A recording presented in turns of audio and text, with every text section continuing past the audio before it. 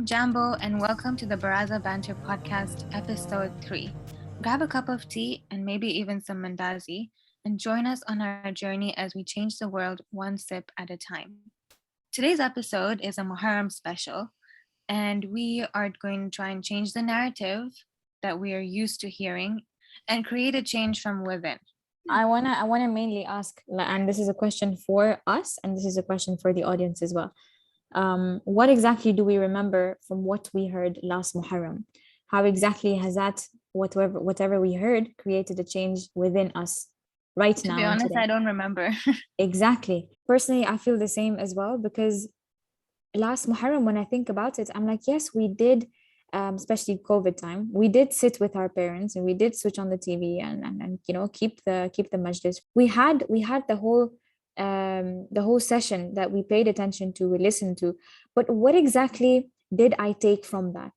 And do these lecturers just sit every single year to tell us a few things for us to forget it next year? And then is this a cycle that keeps on repeating and repeating?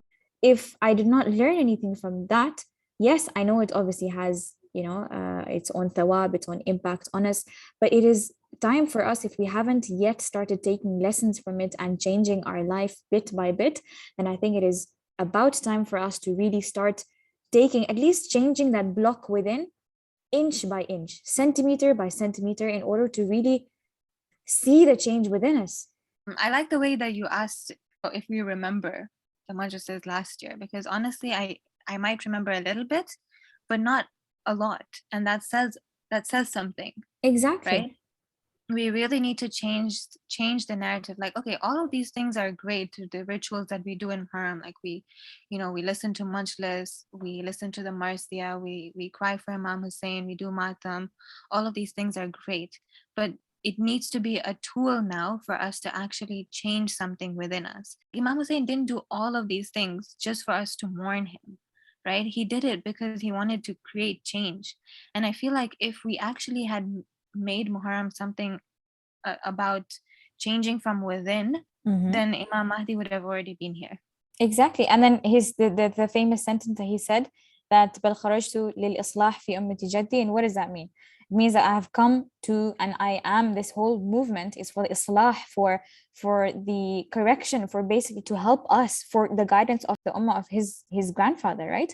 And speaking about internal revolution, I feel like it is important to note, as an example, what is, if you translate revolution into Arabic, right? It says it's inqilab, right? Which obviously comes from the root word of qalb. And what is the meaning of qalb? It means changing, right? It means flipping, it means changing something. And it also means heart, right? Qalb al-insan, the heart of a person. And if you join these two root words together, the meaning of these two root words together, it is the change of the heart. Muharram comes to change our hearts. Change our hearts for what? For to soften it, in order for us to start understanding things.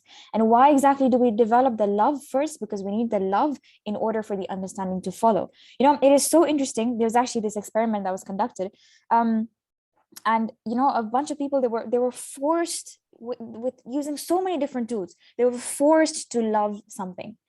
They were influenced, and influencing was one of the tools, obviously, but they, at the end, the conclusion was that you can't really force someone to love it. Like, as an example, Faliha, I tell you, you have to love this show. You can't, you'll be like, yeah, it's nice, but love is, you can't just develop Mm. love for something, right?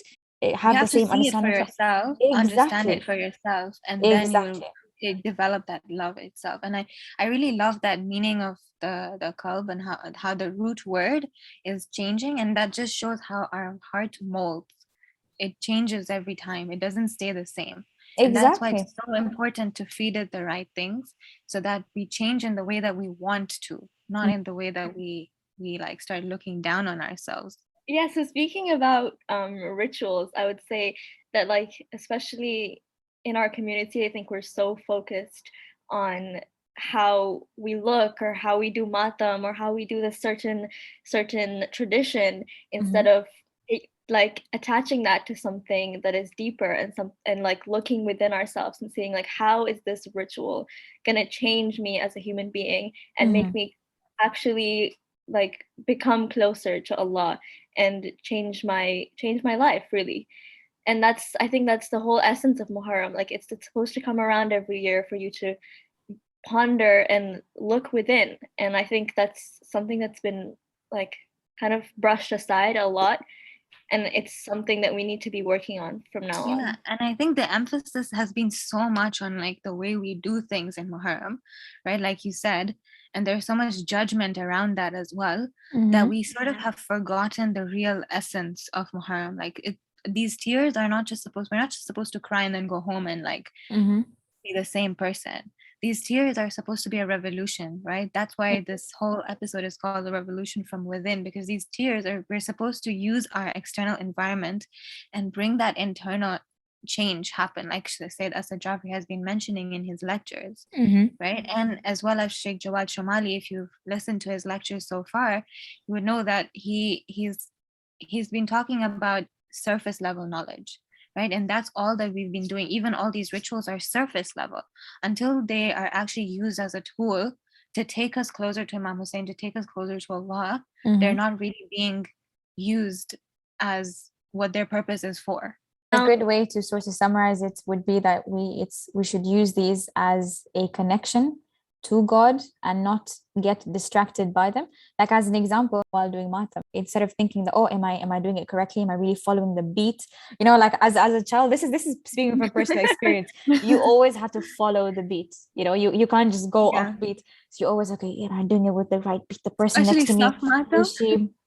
That's a whole different topic. But like, you know, focusing on the beat, the steps and everything. Instead of doing that, how about we focus on what exactly we're hearing, what exactly the reciter is reciting. So instead of being distracted by these things, we should be using them as connections to God, like Zahra mentioned, you know? Yeah, and I think some people might wonder now that, like, if they haven't listened to, let's say, Sheikh Jawad Shamali throughout this Muharram, that like, what does surface level actually mean, and how do we get to the depth of our religion? So by surface level, I mean that I think we have made all of our traditions and our rituals and our wajibat like a chore, and like something that we just do, and it doesn't have really any meaning to us, or like it doesn't actually have that form, that connection with Allah. And I think an example of that would be when, let's say in madrasa, when we're taught how to pray namaz or how to do wudu, I think we're only like focusing on like how to do it instead of why we're doing it, and how to use that as a connection to Allah, and actually fostering that love for the action. Yeah, so it's the more emphasis is more on the physicality of it, instead of actually making it something spiritual, that we can gain that connection. And I think it's important to mention that we're not downplaying any of these rituals. We're not downplaying the fact that we need to learn how to do wudu. We need to learn how to pray properly. But it's important to also understand that when that becomes a barrier, when that stops us from actually making it into a spiritual act, that's when it becomes an issue, right? Like I think Sheikh Jawad Shumali was mentioning it in his lectures when he said that imams tell us that, you know, every amal that we do, we should change it up a little bit, recite a different dua, recite a different thing, so that you can just, doesn't become like a chore for you. You know, like don't make it something that's so monotonous that you have to do all of these things. Like even in Muharram, when Muharram comes, we're like, oh my God, send me the website that has all of the majlises on it. That's overwhelming, man. Like that there's so and I much think out there. COVID right now, it's like, you know, oh, I have all of these molanas. Oh, okay, maybe, you know, I feel so, you know, I don't even feel like listening to any of them anymore. Like I think with increasing comfort, like you don't know where to start. Exactly. So it's important to know that, okay, we maybe pick one lecture, one majlis that you want to focus on. And if focus not, on that, right? Focus on it, right? Choose something from it and take it back with you. Think about it and think about how you can actually apply it in your life, instead of just trying to like drown yourself in like all of these lectures and not get anything from it.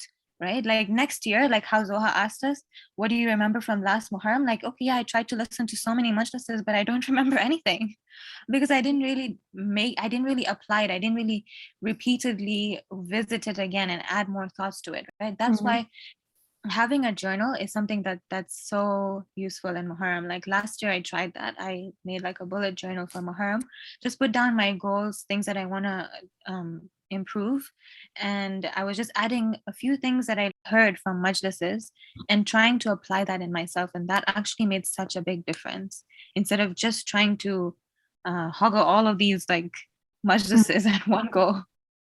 Yeah, so speaking of journals, I mean, I remember when I was young, we all used to have like little books when we go to mosque. Zahra, you And sound like, I don't know, you're like 50 or something right now. When I was young, back in the day, She's the youngest of the group. know, we used to No, we used to go out and we used to play. Girl, I you're mean, making us all feel old. You are. I never said anything No, about myself, please. please. You're only 2 years younger to me. Okay. Anyway, Zahra was saying something. so I mean, when we were like little kids, we all used to go to mosque with like the books, and we used to be so excited to like make notes about what the majlis is kind of teaching us. And I feel like in my teenage years, I think I kind of went away from that kind of thing, and I was like, that's just for the kids. But I mean, this year I've like gone back to that and been like, writing down the stuff that you learn from a majlis is nothing to be ashamed of, and it's something that we should actually be encouraging, because it allows us to remember what we're actually learning, and ponder about it and think back. You say that you're taking mental notes, but really your short-term memory does not have that much of a span to keep all of that information in you. Like if you don't repeatedly remember what you have as in, for a learned, fact, Fariha, I know that yours doesn't. Like definitely, for a fact, I know that yours doesn't. I am psychologically speaking here. Okay, stop ruining it. But I feel like that's a beautiful point you raised there, Zahra. That's taking notes. And yeah, this might sound a little old school, it might be like, oh, look at her talk about taking notes during majlises, come on. But like, yeah, but really you can do it on your phone. You exactly. Can do it on I do it on my phone. Mm-hmm. Okay, like you can stop showing off now. I'm just saying.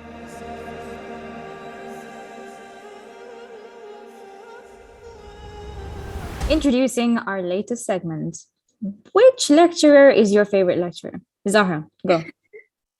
Okay, so this is kind of a hard one because I have two to pick from that have just like honestly changed my life. Mm-hmm. But I would say Sayyid Asad Jafri is Zahra, who introduced you to Sayyid Asad Jafri, please? Okay. I have to give credits to the Canadian out here who introduced me to Sayyid Asad Jafri, because he is just incredible, and the way he puts out his messages, it's just unmatched. But yeah, I would say Sayyid Asad Jafri and Sheikh Jawad Shamali as well. I think they both like introduce a sort of humor into their majlis, and I think that really keeps you like awake and really makes you connect with him as a person. Shia Avengers, if you know, you know. If you know, you know. All right, Faliha, go.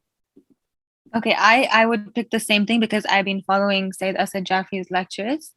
And his majlises, like when I first got introduced to them by a clip on Islamic Pulse. And Sayyid Asad Jafri was talking about struggles and how to deal with it. And then I was like, wow, this Maulana is so cool. Like, how have I not heard any of his majlises? Because it was just a small, like 2-minute clip.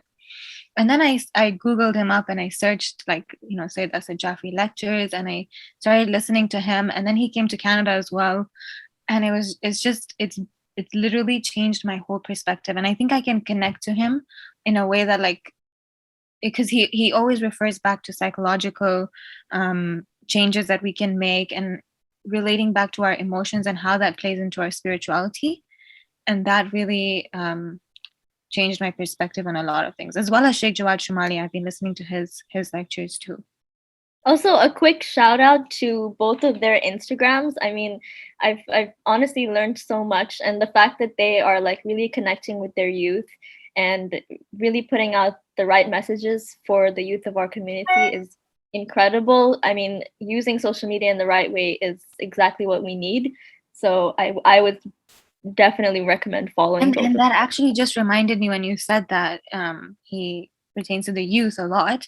Sayyid Asad Jafri is one of the Maulanas that has actually talked about male gaze. I have not heard any of the like mainstream Maulanas talk about this on the member.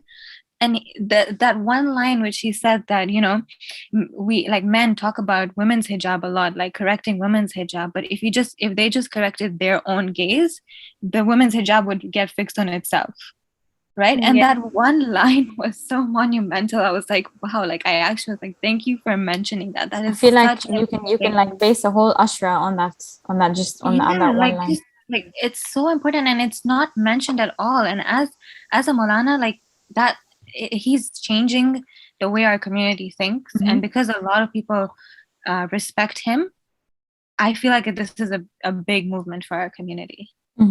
Guys, sort of waiting for something. Yes, your Uh-huh. favorite Right. lecture. So right. That's an interesting question, I must say, actually. My favorite lecture, well, I would say Sheikh Azar Guys, we're Nasser. gonna be here for long. So Habibi Khuda. Okay, so firstly, I'd say obviously Sheikh Azar Nasser, as in honestly that man, he's got his, you know, his the way he delivers his message is absolutely beautiful. And his communication with the youth is also very, very you know, to the point, and his message gets through very directly, in the sense that it's you actually ponder upon it, and he always makes sure to narrate it with stories, etc. And then there is Sheikh Ali Raza Panahian, obviously, whose words and, you know, words of wisdom are very practical, very soft, and it always just leaves you very loving. Exactly. Fadia, I think you were mentioning a book by him, right, earlier? Yes, so that brings us to our next section, actually, where we're going to be talking about one thing that we are working on this Muharram, just so that we can not to like show off or anything, but just to inspire our audience as well to make that change and to make goals this Muharram. Right. So one of my goal personally has been this Muharram to perfect my namaz. Right, and that's like a long goal. That's like a long journey, I think. It's a big goal. So I've been reading this book called How to Pray a Good Prayer by Sayyid Ali Raza Panahian. And it is beautiful. I recommend everybody to read that book because it has really changed my perspective on namaz. Like how we were mentioning that, you know, we've been taught to pray, just how to pray, how to do it every day, and it's just become sort of a chore for us. And I don't like that feeling, you know, because we know how much potential namaz has and how much it can do for us in our lives as well, right? So I was like, I heard about this book so many times, like he keeps quoting it on his Instagram, if you've seen. And I was like, I need to get this book. So I finally got it. I finally bought the book and I've been reading it, and it's really changed my perspective. Oh, that's a beautiful one. Zahra, what about you? One of my goals this Muharram and taking it on in the rest of the year would be to bring some meaning and add some depth to my wajibat. Like, let's say, like Faliha mentioned, prayer. I feel like definitely for me, it's a struggle to find that meaning and find that love for prayer, because I feel like it's been such a chore throughout my whole life. So I would love to find some meaning in my prayer, and also when it comes to wudu and hijab, I think especially since listening to Sayyid Asad Jafri's lectures this Muharram, he mentioned something about wudu that really stuck with me. I mean, I feel like in madrasa we've been taught that wudu was just purification, right, before namaz, but he said something that really changed my perspective about it. He said that wudu is like kind of a way to get you into that mindset of namaz as a, like, let's say a pre-meditation ritual type of thing, right? And I personally never thought of wudu in that way, and now every time that I do wudu, I kind of like, I don't know, tone down my thoughts and kind of only think about Allah, and, you know, like just kind of prepare myself to speak to my Lord, right? And I think that's something, yeah, that's something so beautiful. And just that one thing that he said really stuck with me. So my goal this Muharram, I would say, is to really act, and as Zahra said, that I want to work on it this Muharram and obviously take it forward as well, to really just take the time to pause and think before each and every action. And just today, I was listening to a lecture that said that tafakkur is one of the things that one of the tools of the mu'min. How that you can, before doing anything and everything, this is actually narrated by the Holy Prophet, where there was there was a bunch of people that asked him that we always want to take advice from you in each and everything in life, but what do we do, like, when you're not around? How do we really ask or seek that advice from you? And he said that when I'm not around, make sure that you do this specific act, that you take the time to really think before each and every action that you do. If, let's say, that's 15 seconds, 10 seconds, just stop and think, what I'm doing, is it the correct thing? Yes or no? Is there a better option or is there not? And just that thinking, just that, that moment of tafakkur will really just inspire a thought, and will hopefully, be the dhari'ah, or be the cause of guidance. So I really, that's one of the things that I want to work on. And obviously, it doesn't only extend to thought, but it also extends to, as an example, before speaking to someone, I want to think of, okay, what I'm about to say, is it really useful? How will that have an impact on the person I'm speaking to? Is it really akhlaqi? Is it really according to the adab of kalam, according to the adab of communication? So yeah, that's one of the things that I'd like to work on, and really take a lesson from whatever we listen to, the lectures and all, and not just take it as, okay, fine, it's not high, okay, mom told me to sit down, listen to it, done, finish. Yeah, definitely. I think these goals are all so amazing, and I really just hope and pray that we have the tawfiq to accomplish our goals this Muharram, inshallah. And I just wanted to end with a quote from the book that I've been reading. I thought that would help maybe inspire anyone else if they want to read this book or get this book. You can get it on Amazon, any Amazon, whichever country you're in. If a person wants to become a real human being, he should fight with his own will, and this is not enjoyable in the beginning. God has designed and suggested a worship act for you, which you don't enjoy. Naturally, the fact that prayer is repetitive eliminates its enjoyment. God wants you to become a real human being, grow, and move up by the way of the hardships and bitterness of this repetitive action. That was your weekly dose of Baraza Banter. We hope you enjoyed. Until the next cup of tea, where we will be discussing veganism in Islam. Peace.